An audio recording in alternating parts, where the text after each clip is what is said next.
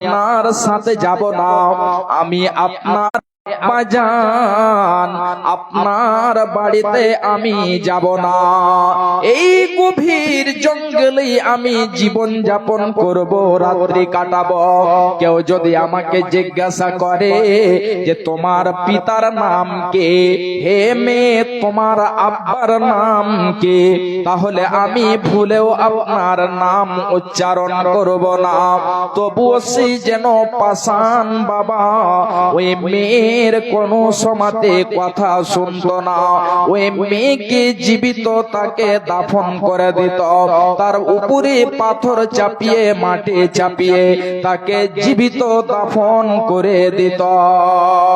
এ আমার মায়েরা, এ আমার বোনেরা, এ আমার বাপজান, খুব ভালো করে শুনে রাখুন। যুগে এমনি করে মেয়েদেরকে হত্যা করা হতো, এমনি করে মেয়েদেরকে জীবিত মেরে শেষ করে দেওয়া হতো। তাদের কোন রকমেরই যেন ইজ্জত সম্মান ছিল না, তাদের কোন রকমেরই মর্যাদা ছিল না।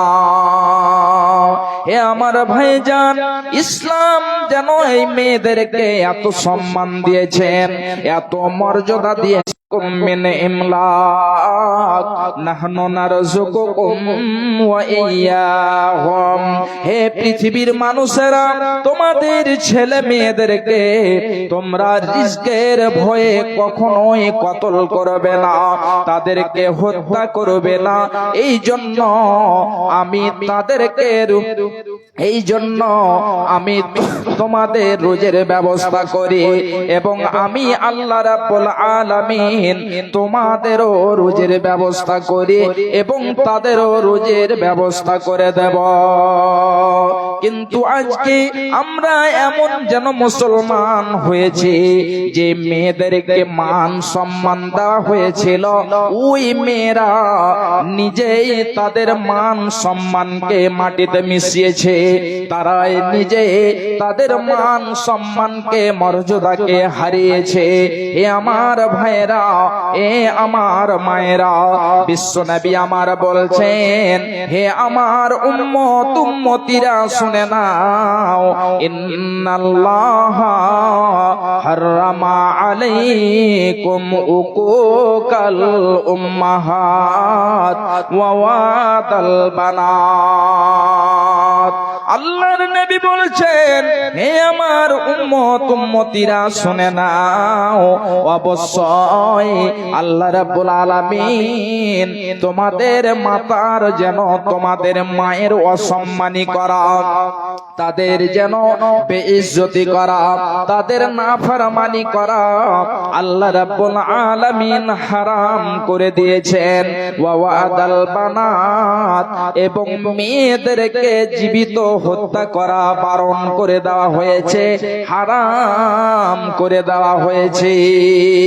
কিন্তু আজকে দেখেন আমরা এমন মুসলমান হয়েছে, অনেক রকম ভাবে অনেক রকম চেষ্টা করে আমাদের ছেলে মেয়েদেরকে হত্যা করে থাকি। কাহা রইল ইজ্জত তোর, কাহা গেল শান, জরিওটা না রইল তোরা ঈমান। কাহা রইল ইজ্জত তোর, কাহা গেল শান, জরিওটা না রইল তোরা ঈমান। সুদ আর রিশওয়াত মান, হায়রে মুসলমান कहन তোর ঈমান। কাহা রইল ইজ্জত তোর, কাহা গেল শান, জরিওটা না রইল তোরা ঈমান। কেন করैছে তুই ইতনা कंजूसी, ভুখলে মারैছে বগল পড়োসি। কেন করैছে তুই ইতনা कंजूसी, ভুখলে মারैছে बगल पड़ोसी। अरे हरदम तू तोड़ै রয়েছে মুরগার রান। হায় রে মুসলমান তোর ঈমান কাহা রইল ইজ্জত তোর কাহা গইল শান, জরিয়টা না রইল তোরা ঈমান। বাপে রই বেটা जो सबसे अच्छा स्कूल भेजे छे ओकरा हमेशा। अरे लंगड़ा और काना को मदरसा में दान। हाय रे मुसलमान जरियोटा ना रइल तोरा ईमान, जरियोटा ना रइल तोरा ईमान। বানাত এবং তোমাদের প্রতি মেয়েদেরকে কতল করা আল্লাহ রাব্বুল আলামিন হারাম করে দিয়েছেন। শুধু তাই নয়, বিশ্বনবী আমার মেয়েদেরকে কতটা যেন সম্মান দিয়েছেন।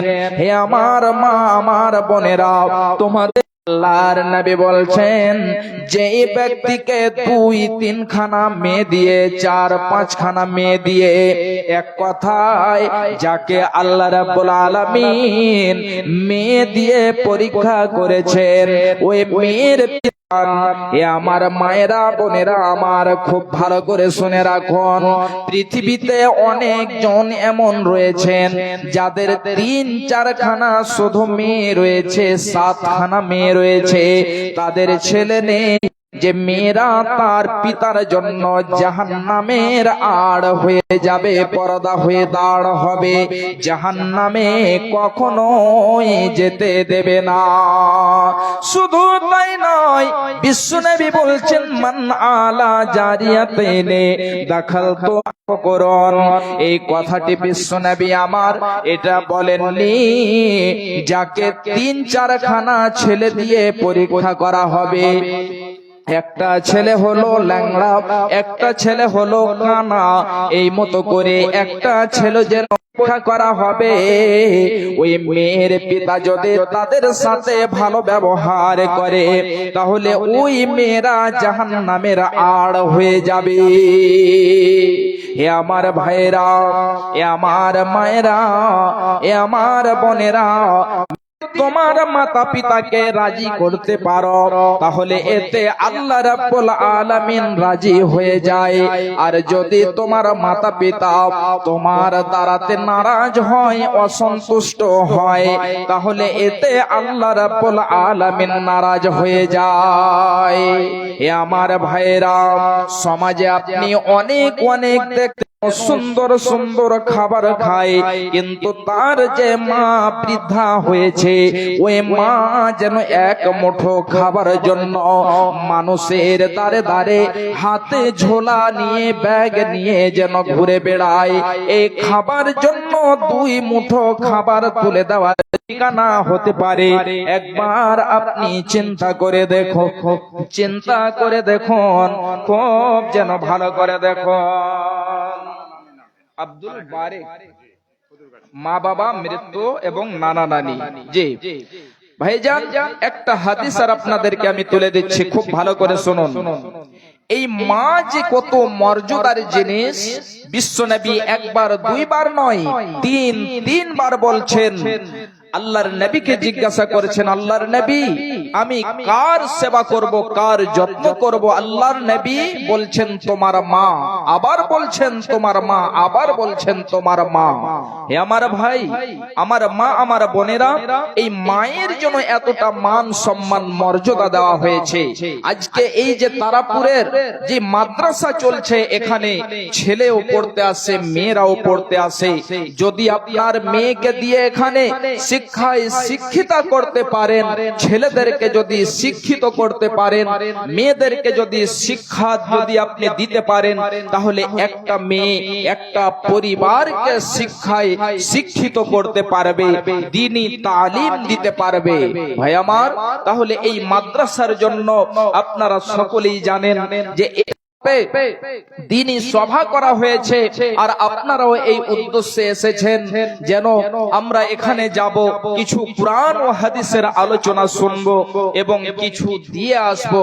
জি ভাই আমার মা, আমার বোনেরা, যদি এই মাদ্রাসার মতো জায়গাতে আপনি দিতে পারেন, বিশ্বনবী বলছেন মানুষ যখন মারা যায় তখন তার সমস্ত আমলের দরজা বন্ধ হয়ে যায়, কিন্তু তিনখানা আমল এমন রয়েছে যেই আমলগুলো যদি আপনি করে যান তাহলে কবরবাসী হয়ে যাবেন। আপনি কবরে শুয়ে থাকবেন তবুও আপনি নেকি পেতে থাকবেন।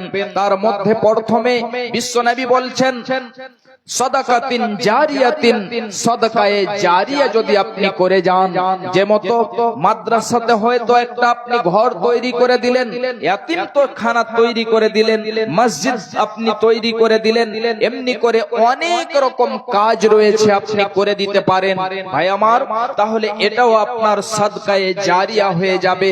আব্দুল মালিক সাহেব খুদুরগাছি থেকে 1000 টাকা দিয়েছেন, মাশাআল্লাহ। তো ইনার আব্বা আম্মার জন্য আলহামদুলিল্লাহ, আমিন ও আমিন, আল্লাহ আমিন ও আমিন, মোদের দোয়া কবুল করো রব্বুল আলামিন, আমিন আল্লাহুম্মা আমিন। একটু আপনারা সকলে এসে বসে যান। যে ধান এবং ভুট্টা এদিকে মেন চাষ, জি আলহামদুলিল্লাহ, একটু আসুন। এবং যে 4টা ক্লাসরুম প্লাস্টার করনেওয়ালা কেউ এমন আছেন 2000 টাকা করে এই মাদ্রাসার জন্য একটু আসুন।